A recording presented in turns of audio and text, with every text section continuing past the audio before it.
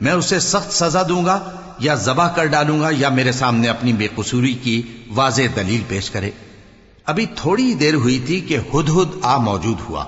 اور کہنے لگا کہ مجھے ایک ایسی چیز معلوم ہوئی ہے جس کی آپ کو خبر نہیں، اور میں آپ کے پاس ملک سبا سے ایک یقینی خبر لے کر آیا ہوں۔ میں نے ایک عورت دیکھی کہ ان لوگوں پر حکومت کرتی ہے اور ہر چیز اسے میسر ہے، اور اس کا ایک شاندار تخت ہے۔ میں نے دیکھا کہ وہ اور اس کی قوم اللہ کو چھوڑ کر آفتاب کو سجدہ کرتے ہیں، اور شیطان نے ان کے اعمال انہیں آراستہ کر دکھائے ہیں اور ان کو رستے سے روک رکھا ہے، پس وہ رستے پر نہیں آتے اور نہیں سمجھتے ہیں کہ اللہ کو جو آسمانوں اور زمین میں چھپی چیزوں کو ظاہر کر دیتا اور تمہارے پوشیدہ اور ظاہر اعمال کو جانتا ہے، کیوں سجدہ نہ کریں؟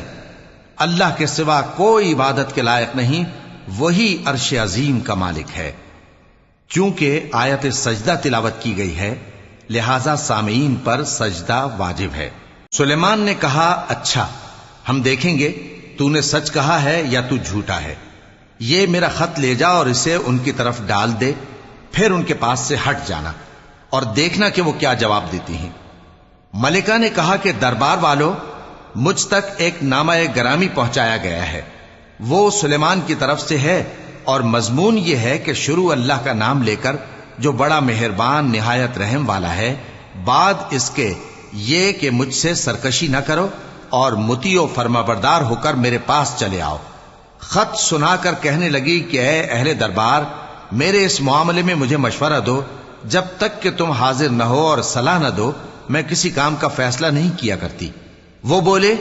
کہ ہم بڑے زوراور اور سخت جنگجو ہیں، اور حکم آپ کے اختیار میں ہے، تو جو حکم دیجیے گا اس کے انجام پر نظر کر لیجیے گا۔ اس نے کہا کہ بادشاہ جب کسی شہر میں داخل ہوتے ہیں تو اس کو تباہ کر دیتے ہیں اور وہاں کے عزت والوں کو ذلیل کر دیا کرتے ہیں، اور اسی طرح یہ بھی کریں گے، اور میں ان کی طرف کچھ تحفہ بھیجتی ہوں اور دیکھتی ہوں کہ قاصد کیا جواب لاتے ہیں۔ پس جب قاصد سلیمان کے پاس پہنچا تو سلیمان نے کہا، کیا تم مجھے مال سے مدد دینا چاہتے ہو؟ سو جو کچھ اللہ نے مجھے عطا فرمایا ہے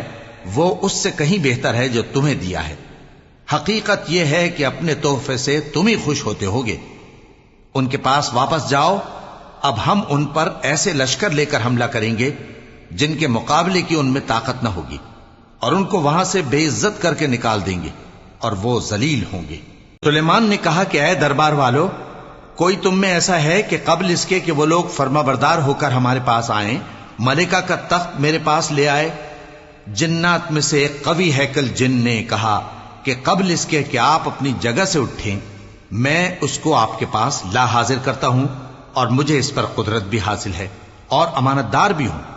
ایک شخص جس کو کتاب الہی کا علم تھا کہنے لگا کہ میں آپ کی آنکھ کے جھپکنے سے پہلے پہلے اسے آپ کے پاس حاضر کیے دیتا ہوں۔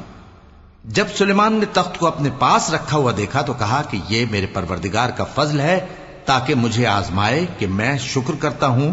یا کفران نعمت کرتا ہوں،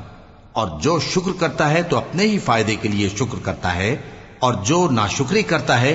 تو میرا پروردگار بے نیاز ہے، کرم کرنے والا ہے۔